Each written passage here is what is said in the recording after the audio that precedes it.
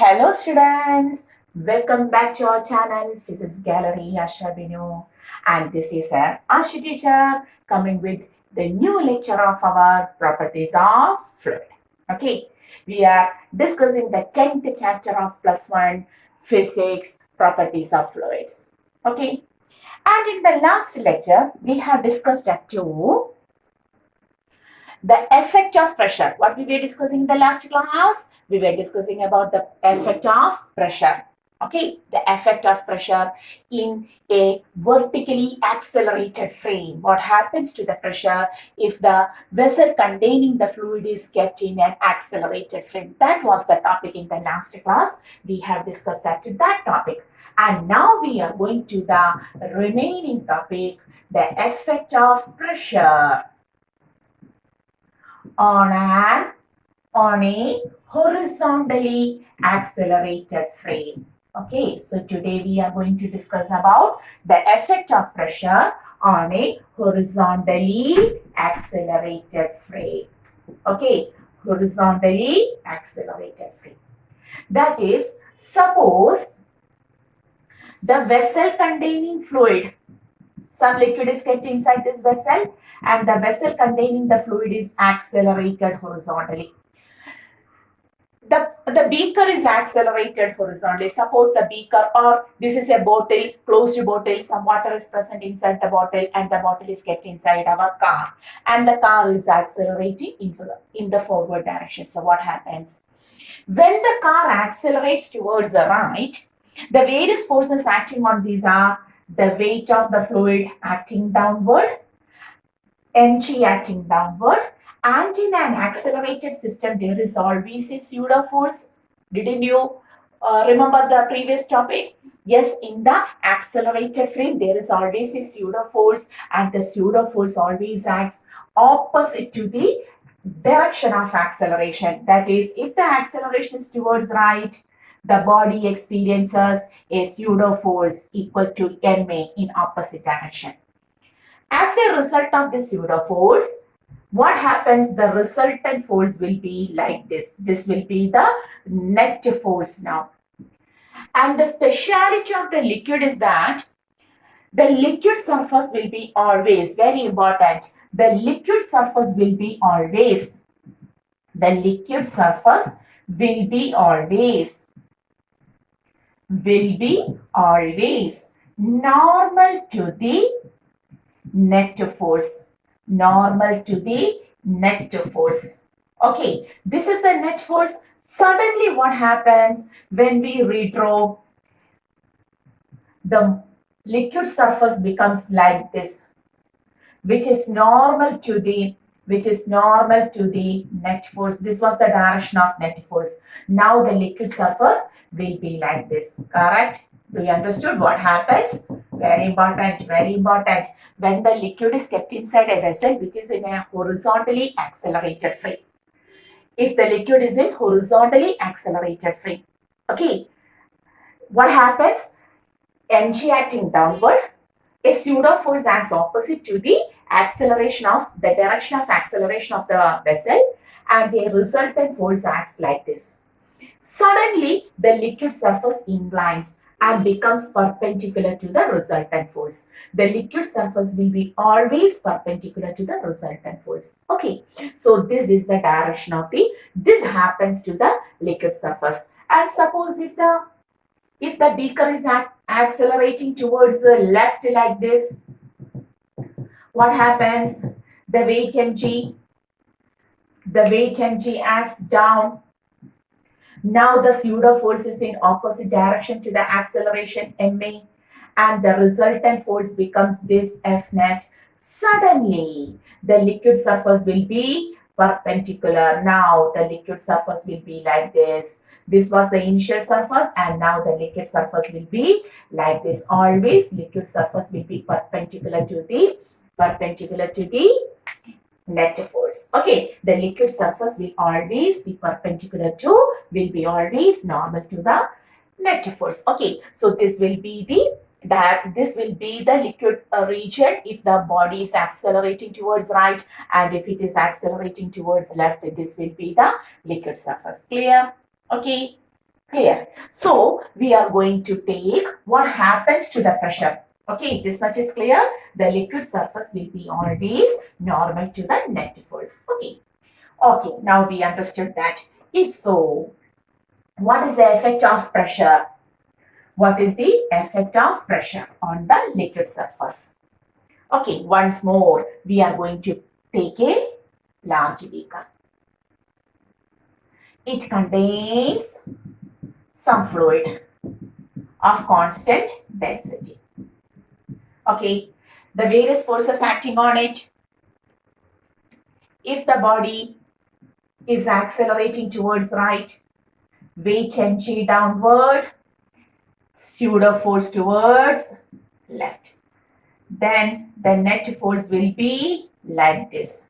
Okay, suddenly the liquid inside the beaker changes its shape. The liquid inside the beaker changes its shape. Okay, so that since the net force is now like this is the direction of net force. What happens? The liquid surface becomes perpendicular.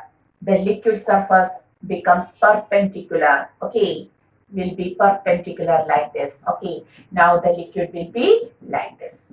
Clear? Okay, understood? So this is the surface, liquid surface now. Now we want the effect of pressure on a horizontally accelerated film. For that, take 2 points. The point P1 and this point P2. Take a horizontal cylinder here, a small part which is in the form of horizontal cylinder in this region. Okay, horizontally accelerated frame, and we have taken the accelerations towards right. In this horizontally accelerated frame, what is the net pressure? We have to discuss what is the net pressure. Okay, we have to discuss what is the net pressure, and the fluid is like this. Clear? What we are going to discuss? We are going to separate this horizontal frame to here. We are taking a horizontal region. Okay, here the pressure is P1, here the pressure is P2. Whether P1 is equal to P2, that is our question. That is our discussion point. Okay, we know if the system was at rest, surely for a given horizontal level, each and every point will have the same pressure. But now, whether the pressure P1 and P2 is same, we are going to analyze that. For that, consider the force at this region. The pressure at this region exerts a force F1. Okay, perpendicular to the surface. This is the surface and the pressure exerts a force which is perpendicular to the surface. So F1 towards the left. And P2 exerts a pressure F2 perpendicular to the surface. So P2 exerts a pressure F2 perpendicular to this surface. So F1 in left direction, F2 in right direction. Moreover, the system is accelerated, acceleration towards right, so a pseudo force act which is opposite to the direction. So MA towards the left. Okay, clear? MA is towards the left. Clear? So F1 towards the left, F2 towards the right, pseudo force MA towards the left. Okay. With respect to the vessel, the horizontal level is at rest, the fluid is at rest. With respect to, we can write, with respect to the vessel, the fluid is at rest. The fluid is not flowing, the vessel is accelerating. With respect to the vessel, the fluid is also accelerating. So with respect to the vessel, the fluid is at rest. Now to. Okay, now to. That is equilibrium condition. That is, the body is in equilibrium. The net force is 0. Now to, the net force is 0. We can write towards the left, it is only F2. But towards right, it is F1 and MA. Clear? Towards the left, it is only F2. Towards right, there are two forces F1 and MA. F2 we can write it as P2A.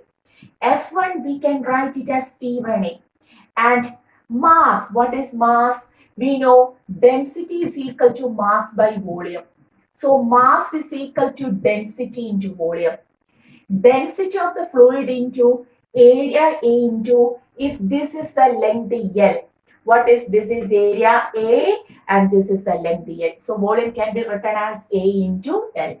Okay, so substituting the value of mass here, we can write A into L into rho, mass into E. Clear?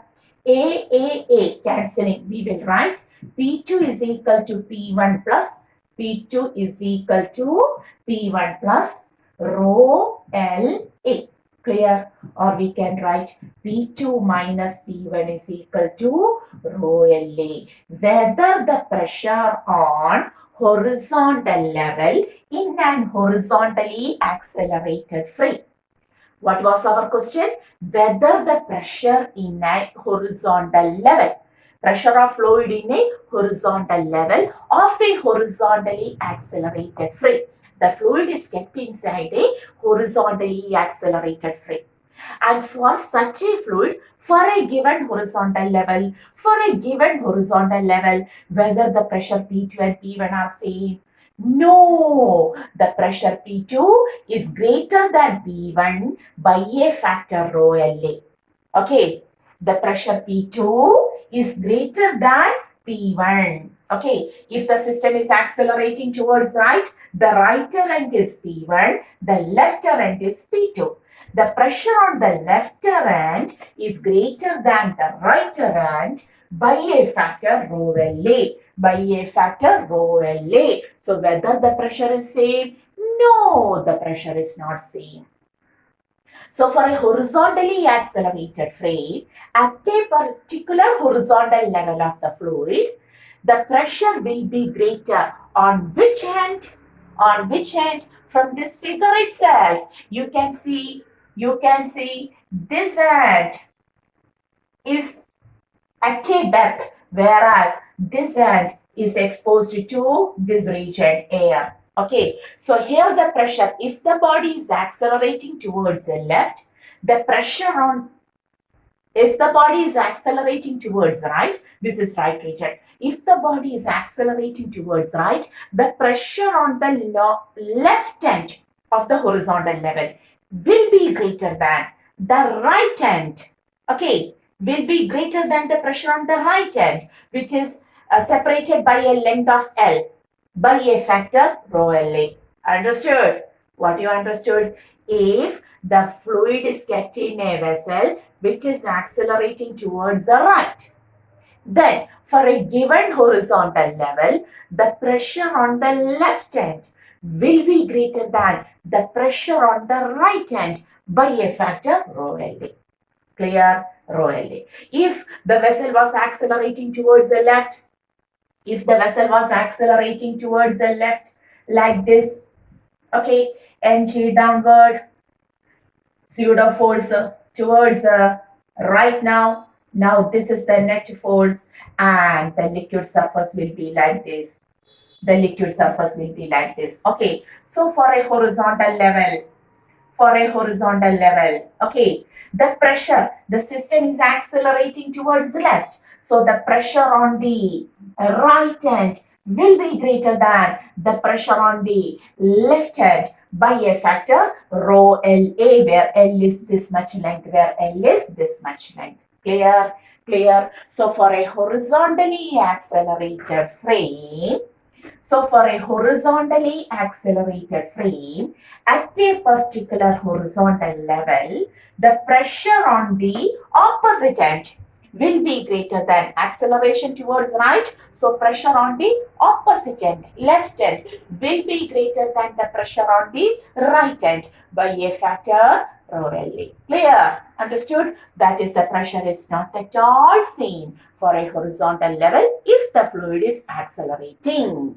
If the fluid is accelerating means the fluid is at rest, the fluid containing vessel is accelerating. Clear? Okay, so there is a pressure difference of rho LA. Do you understood? Yes, we understood now. There is a pressure difference of rho LA. Good. Okay. And from this side, AB, from this side, already we know, the lower pressure is greater than the upper pressure. So upper pressure is provided by atmosphere. So we can write from the vertical section, we can write P2 is greater than P1 by a factor H rho G. Already we know that. P2 minus P0 is equal to H rho G. And what about P1? Here for P1 also the pressure is provided by P0.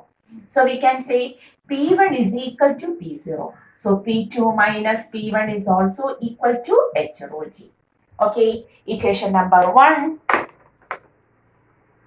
equation number 1, equation number 2. Clear? Equation number 1, equation number 2. At first we had discussed about the pressure difference on the horizontal level. Then we got P2 minus P1 is equal to rho LA. Then we had taken the vertical level. Then we got P2 minus P1 is equal to H rho G. And on comparing 1 and 2, we can write, comparing 1 and 2, we can write rho LA is equal to H rho G. Rho cancelling. A by G is equal to H by rho. Oh, H by L. Okay, so A by G is also equal to H by L. Okay, so you can get the relation between the acceleration of the vessel, acceleration of the frame, and acceleration due to gravity. The ratio of acceleration of the frame to acceleration due to gravity will be always equal to this H. What is H here? This is the H. H by L. This is L. Which is the L? This is L. Okay, clear? Clear? Okay, understood. So H by L is also equal to A by G. And from the figure, H by L is also equal to, now I have got only writing. Okay, there is my writing. Oh, I got it. So taking this triangle, if this is angle theta, H by L is also tan theta. So tan theta is equal to H by L, which is equal to A by G. Understood? Clear? So for a horizontally accelerated frame. With me, for a horizontally accelerated frame. At a particular horizontal level, the pressure is different at different points. There will be a pressure difference of rho LA, clear? There will be a pressure difference of rho LA, and this pressure difference will be equal to the vertical pressure difference H rho G also. Therefore, A by G is equal to H by L. Clear? Do you understood what happens to the pressure on an horizontally accelerated frame? So, hoping you have taken this much of notes. Clear? Everything. So, we have written for a horizontally accelerated frame, for two different points on a horizontal level, there is a pressure difference of H rho LA. There is a pressure difference of rho LA. Clear? Okay. So, suppose there is a question like this. A cubical container. There is a cubical container which is completely filled with water, like this.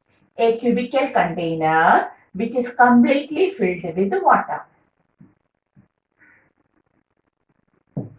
It is completely filled with water like this. But the top edge is open, begins to accelerate. The top edge is open, begins to accelerate in such a way that half of the volume expels out. Half of the volume of water expels out. There is a cubical container, okay, or side line DL, begins to accelerate, which is completely filled with the water, begins to accelerate in such a way that The upper end is open. So what happens when it begins to accelerate? The water begins to expel out. Okay, the water expels out, and half of the volume expels out. Then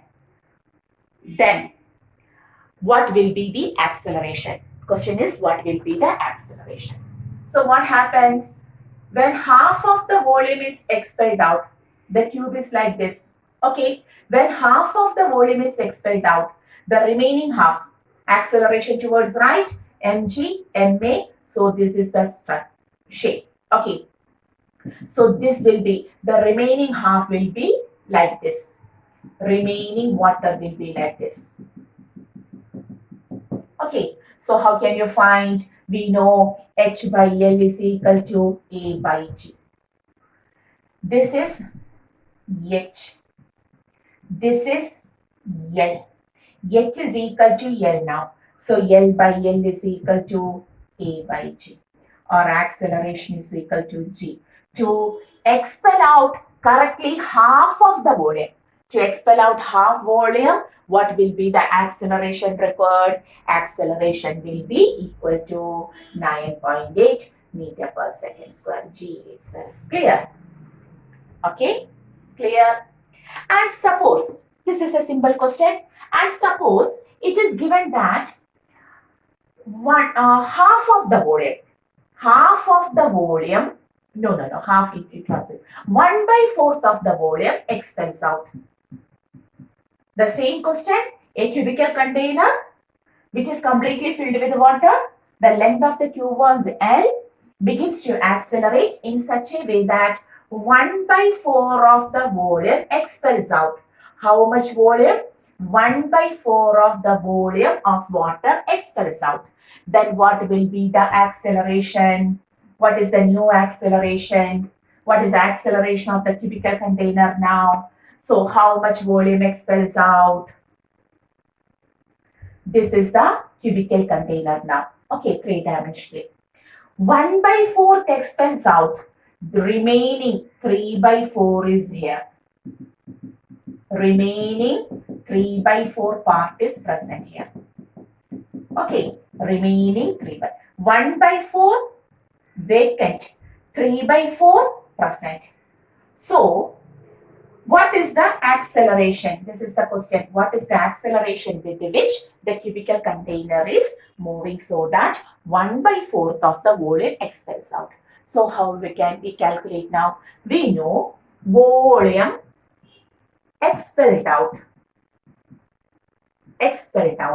is 1/4 of total volume. What is total volume? Total volume is L cube because it is a cube.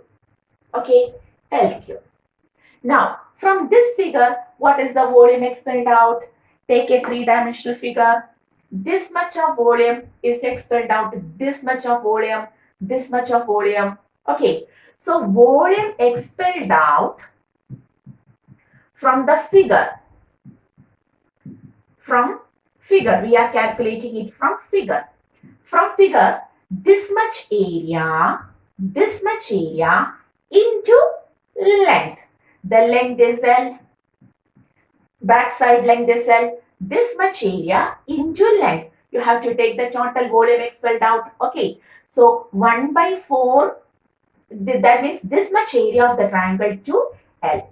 So how to take area? You know, this is H. Oh, blue pen. This is H now. This is length now. Okay. And this is also L. So how to take the area of this much? We can write area into L, which is equal to half into H into, this is L. Okay, area L. Then backward length. Yeah, we can write half into H into L square. Volume expelled from the figure. Clear? Equation number 1 from the question. 1/4 of the total volume is expelled out. Equation number 2 from the figure. Okay, comparing 1 and 2. From 1 and 2, we can write 1/4 L cube 1 by 4 L cube is equal to 1 by 2 HL square. L square square. 2 and 4 L by 2 is equal to H. Okay, or H by L is now equal to H by L is equal to 1 by 2, which is equal to A by G. H by L is also equal to A by G. Therefore, what will be the acceleration? Acceleration is G by 2. Now, the acceleration becomes the G by 2. Okay, if the container moves with, from this we can write acceleration is equal to G by 2. Clear? That means if the container is accelerating with a value of half that of the acceleration due to gravity, only 1 by 4th of the fluid will expel out. Clear? Okay, if the container is accelerating with the value G, previous question, yes, half of the fluid will expel out. Clear? Okay, so what happens to the pressure, effect of pressure on a horizontally accelerated frame in a horizontal level? We understood. Clear? Okay, take this much of notes.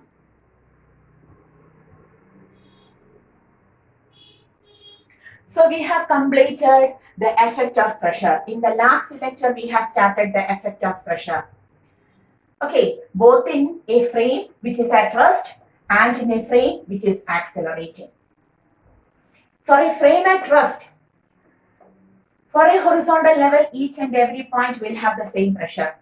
For a frame at rest, the pressure on the lower level will be greater than the upper level by a factor h rho g.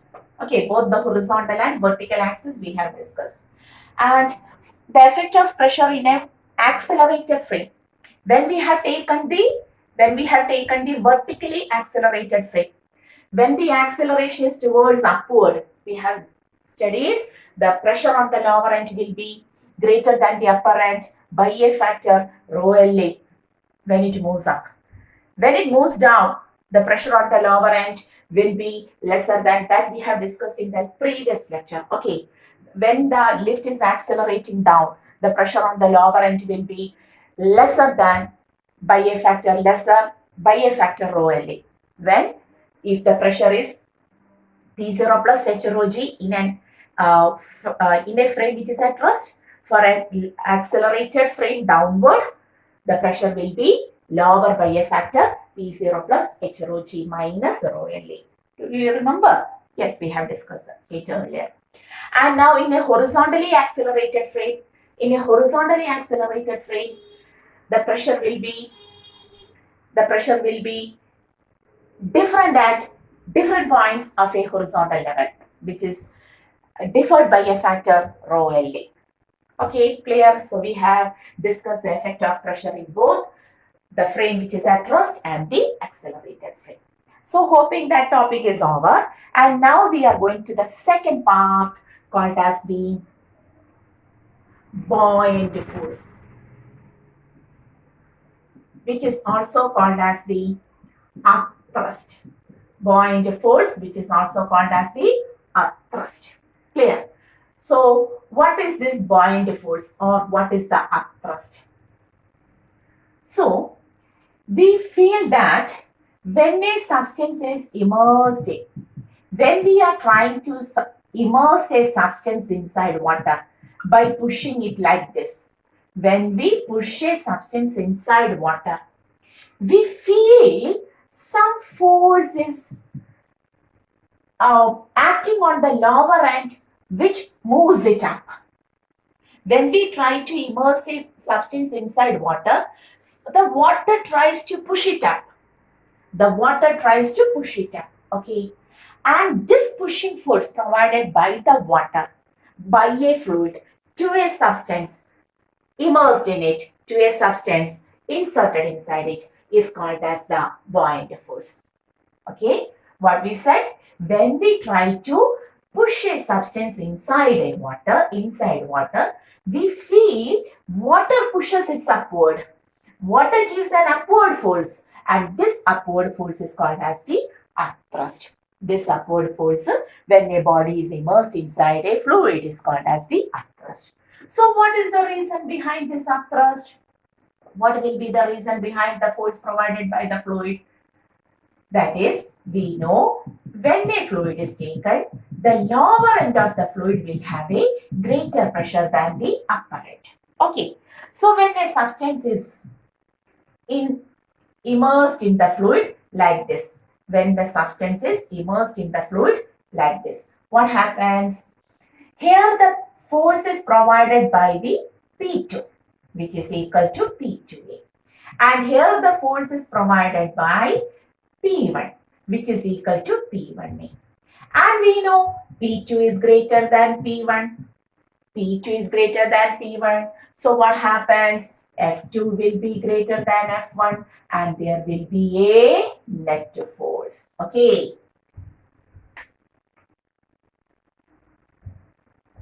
Okay, so there will be a net force. And this net force is equal to, I have looked on my camera whether it stops. Okay, so yes, there is a little more time. So F net is equal to F2 minus F1. So we can write F2 P2A minus P1A. P2 minus P1 into A. And what is area? Area of the block. What is P2 minus P1? That we have studied already, H rho G. What is P2 minus P1? H rho G into E. In the next step, we can write F net is equal to H into A rho G. Because H is the height of the, this much height, this height of the block we have given. Then A is the area of that block. Therefore, we can write F net becomes V rho G, where V is the volume of the solid immersed. We can write it as V rho G, where V is the volume of the solid immersed, rho is the density of the fluid, and G is the acceleration due to gravity. This force gets converted to the buoyant force. So buoyant force is equal to volume of the solid into density.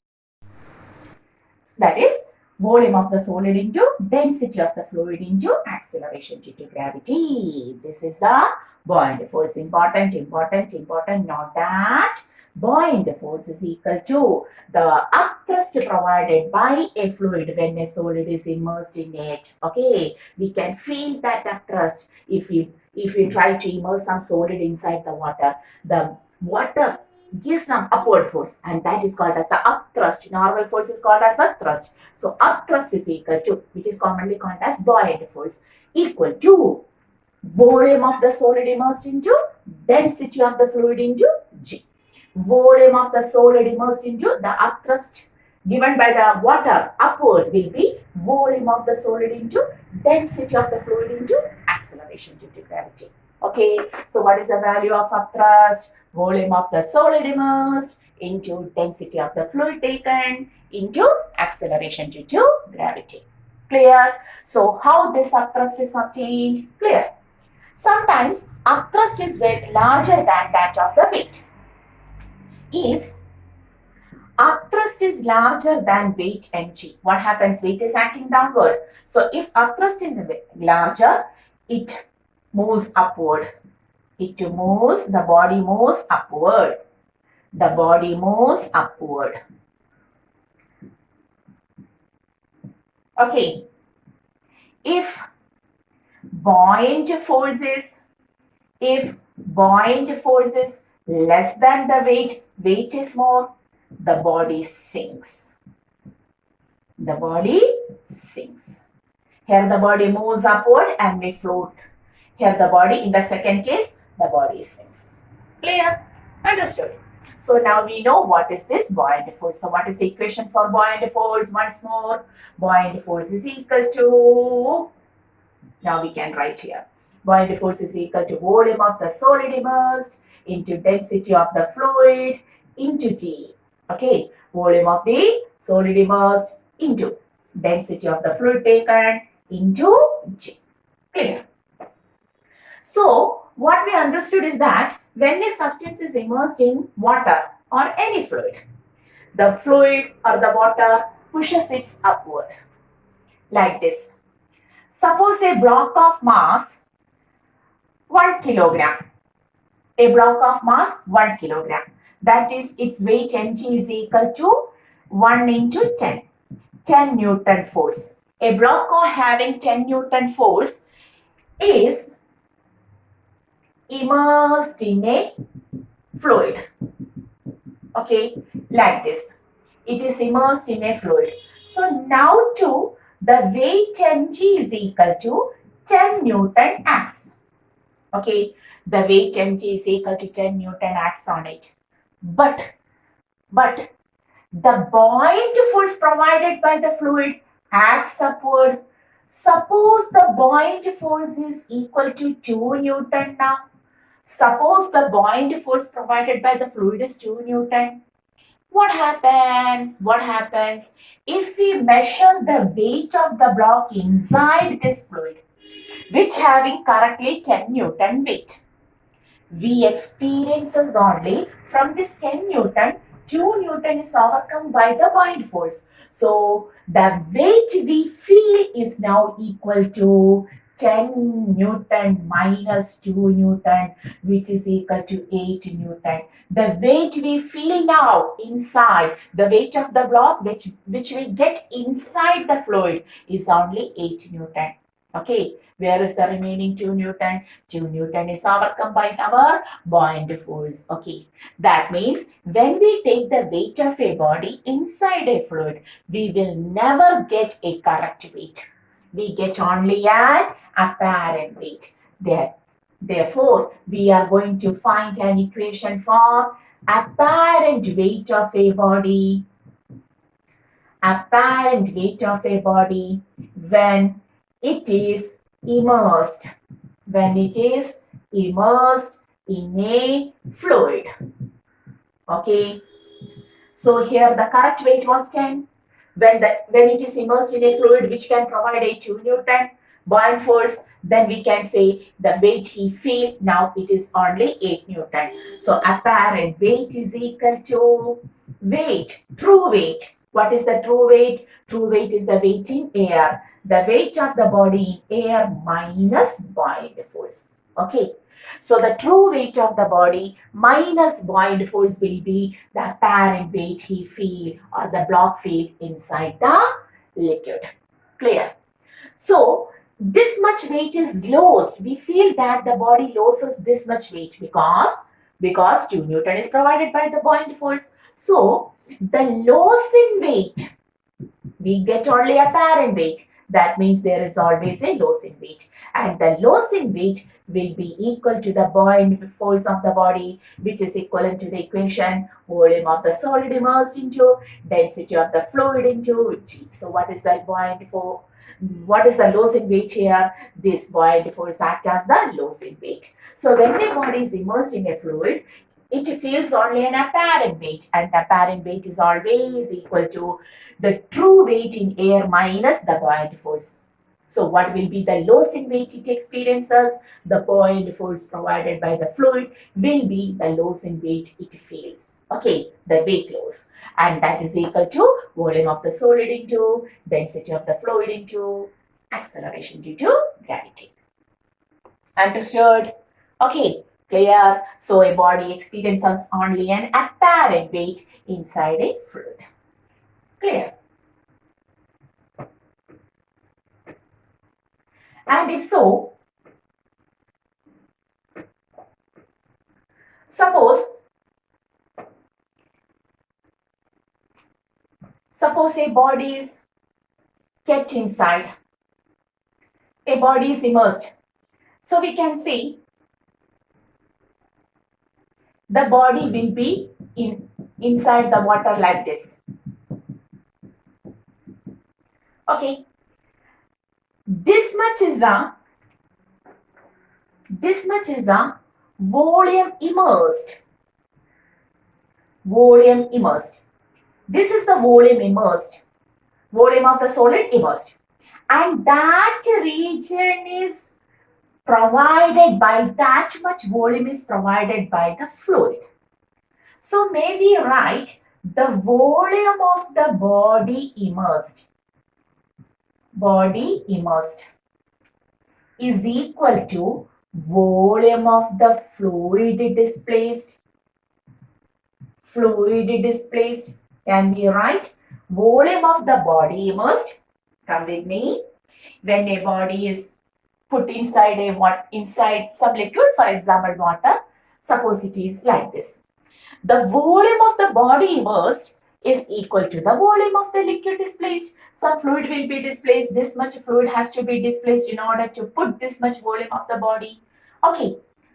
So we can say volume of the body is equal to volume of the fluid immersed. Then what was the buoyant force? Buoyant force is equal to volume of the solid into density of the fluid into acceleration due to gravity. And now we understood volume of the solid immersed is equal to volume of the fluid displaced. Volume of the solid immersed will be provided by the volume of the fluid displaced. In order to immerse this much substance, some fluid has to be displaced. How much fluid has to be displaced? Which is equivalent to the volume of the fluid immersed. So we can say volume of the solid immersed is equal to volume of the fluid displaced. This volume can be written as volume of the fluid into density of the fluid into G. And what is this volume of the fluid into density of the fluid? Volume into density. Yes, now the buoyant force is equal to mass of fluid into G. Mass of the fluid into G. Therefore, we can say buoyant force is equal to the weight of the fluid displaced.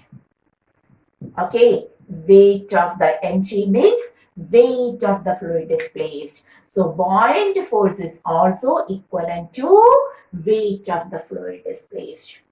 These are things were first told by our Archimedes.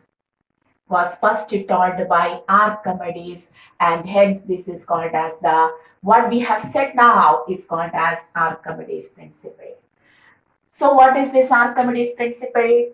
Archimedes principle stated that when a body is partially or fully immersed in a fluid, when a body is partially or fully immersed in a fluid, it experiences a loss in weight. It experiences a loss in weight. When you jump into water, you feel some loss in weight. You feel lightness. Okay. That means when a body is partially or fully immersed in a fluid, it experiences some loss in weight. That loss in weight is equal to the buoyant force that we had discussed already. The loss in weight experienced by a body is always equal to the buoyant force. So the loss in weight is equal to buoyant force, and that is equal to the weight of the fluid displaced. Okay, so Archimedes principle states that we will write here. Archimedes principle states that when a body is partially or fully immersed, we will write it as when a body is partially or fully immersed in a fluid,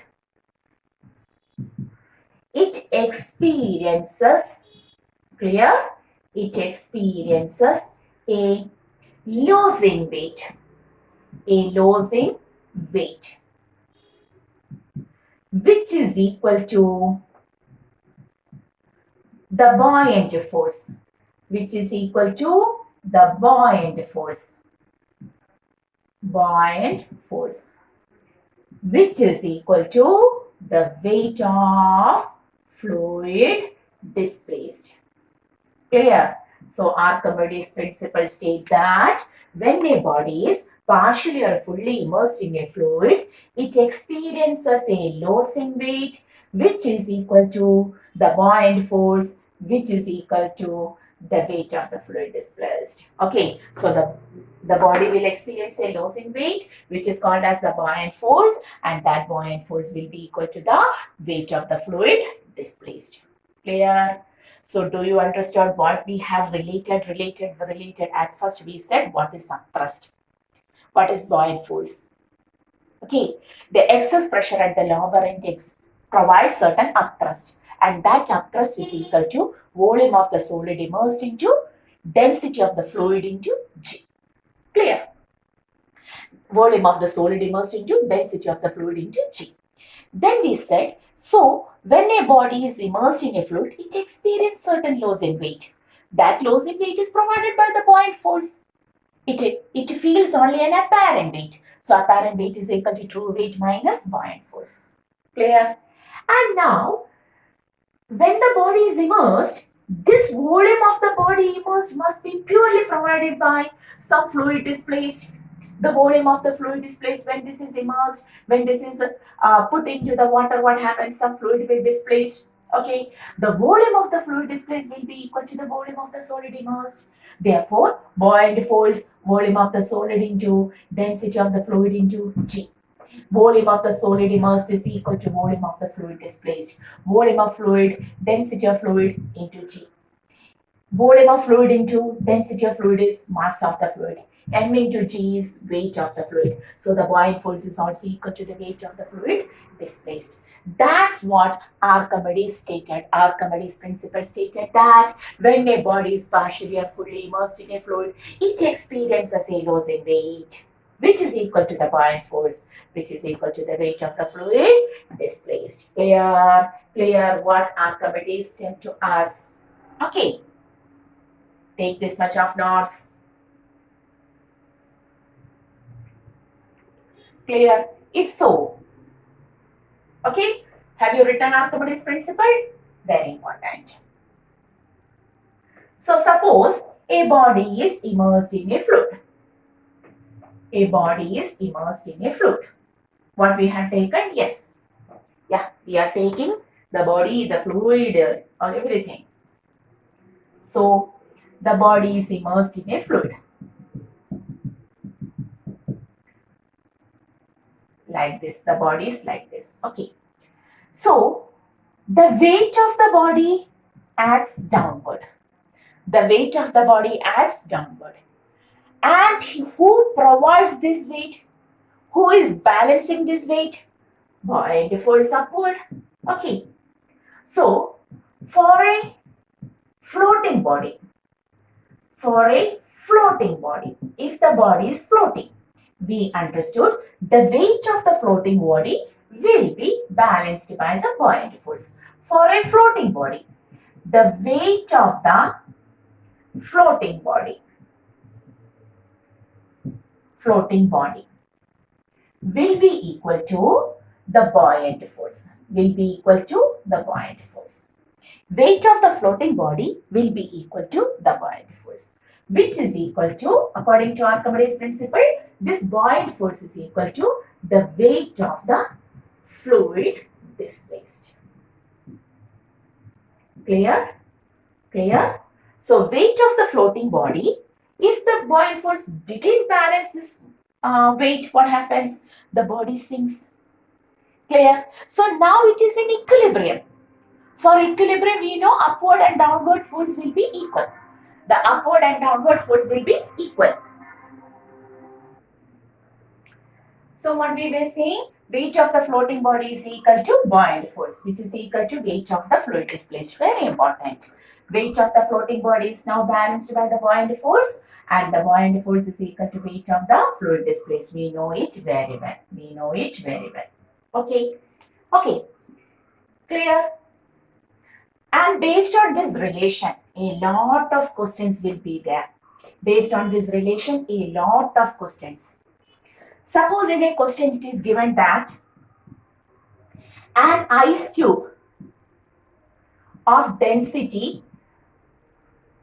of ice is 0.9 gram per cc. An ice cube of density 0.9 gram per cc is floating in water. What is the density of water? Density of water is 1 gram per cc. Okay, CHS unit. In SI unit, it becomes 1000 kilogram per meter cube. Question is, what fraction of ice cube is exposed? What fraction of ice cube is exposed? What is the question? There is a beaker. The beaker contains water and ice cube is floating in this water like this. Some part is outside the water and some part of ice is inside the water. The question is, what fraction is outside and what fraction is inside? Okay, floating body. For a floating body, weight of the floating body is equal to buoyant force, which is equal to weight of the liquid displaced. We can write weight of floating body, that is our ice, is equal to weight of water displaced. Okay, clear? Weight of water displaced. mg for ice is equal to mg for water displaced. G. Mass is density into volume. Density of ice into the total volume of ice. Suppose it is V. Equal to density of water into how much volume has to be displaced by water? This much volume. That is volume immersed. Okay, how much water has to be displaced in order to immerse the ice? So this much volume is immersed. So we will write immersed volume. So in the next step, V immersed by total volume is equal to density of water by density of ice, which is equal to 1 by 0.9. Okay, into 100. That is 100 by 0.9. This much. So density of water that we have written, right? Density of immersed volume by volume. Oh, wow. Sorry. V immersed by V is equal to, that's why. Density of ice by density of water. Density of ice is 0.9 by 1. Okay, so this much fraction is immersed. This much fraction, we will take the percentage into 100. We can write 90% is inside water. 90% of ice cube is inside water. So how much is exposed? If 90% is immersed volume, then 10% will be exposed outside water. This is only 10%. Inside water it will be 90%. Clear? So based on this concept of floating body, weight of the floating body will be equal to the buoyant force, which will be equal to the weight of the liquid displaced. A lot of questions will be like this. So have you written this question? Okay, very good. Then we will go to another question. In some another question, suppose it is given that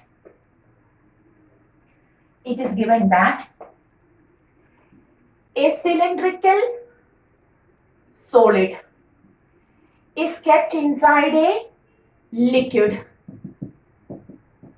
is immersed in a liquid, so that 2 by 3 of its length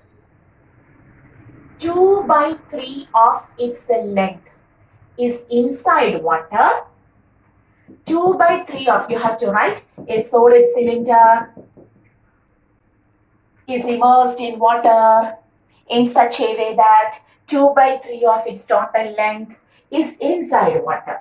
Okay, then find the density. Question, find the density of cylinder. Density of cylinder. This is the question. We know density of water is 1 gram per cc.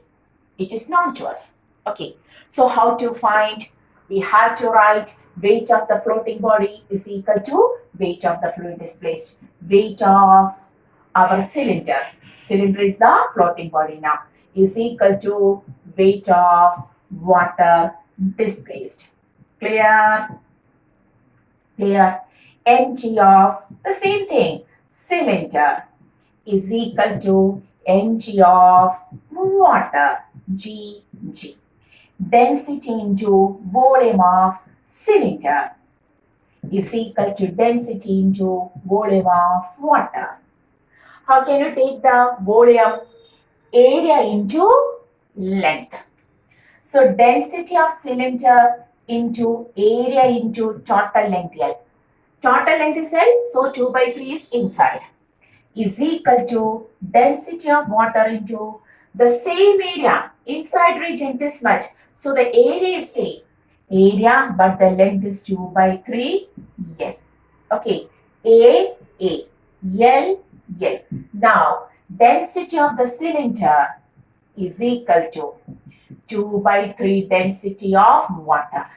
So, 2 by 3 of 1 gram per cc. Converting it into kilogram, if you want to take it in kilogram, you have to take into 1000 kilogram per meter cube. 2000 by 3, which is equal to 667, correct? 2000, 2 3s are 6. Yeah. Whether it is correct? 2000, 3, 6, 18, correct. 667.6 kilogram per meter cube. So what will be the density of the cylinder? The density of the cylinder will be 667.6 kilograms. Clear?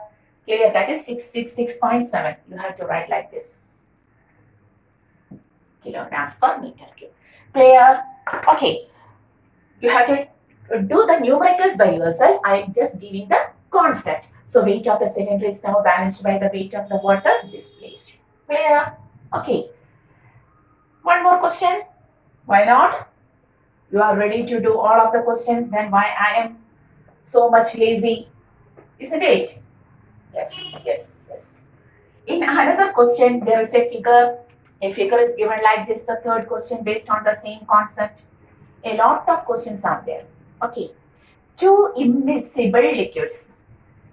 There are 2 immiscible liquids. The lower one is water. This is water. Water of density 1 gram per cc. And the upper liquid is immiscible liquid. That means this is oil. For example, this is oil. Okay, oil. This is oil of density 0.8 gram per cc. Lighter. That's why it is on the upper region. Now, we are putting a cylinder. Sorry, no. We are putting a spherical structure. We are taking a new shape. A spherical structure. A sphere is immersed into this fluid so that the sphere is like this. Correct half volume inside water and the correct remaining half volume outside the water. Find the density of sphere. This is the question. What will be the density of the sphere so that half volume of it will be inside the water and half volume out inside the oil? Okay. Clear? The body is also now floating. Weight of the sphere will now balance by weight of water displaced. Also weight of oil displaced. This much of water is displaced, this much of oil is displaced. mg, m into g of sphere is equal to mg of water displaced plus mg of oil displaced. G. Density of sphere into total volume of sphere is equal to, it is V. Density of water into the volume of water, V by 2, plus density of oil into volume of water displaced. Clear? VVV. Density of solid is now equal to density of water by 2 plus density of oil by 2, which is equal to right here.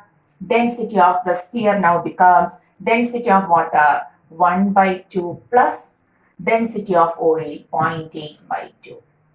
0.5 plus 0.4, the density of sphere will be 0.9. Surely the density of sphere will be 0.9 per cc. Clear? So all of these questions are based on the concept that for a floating body, the weight of the floating body is equal to the buoyant force, which is equal to the weight of the liquid displaced. Clear? Okay. So we have completed up to the topic of Archimedes' principle.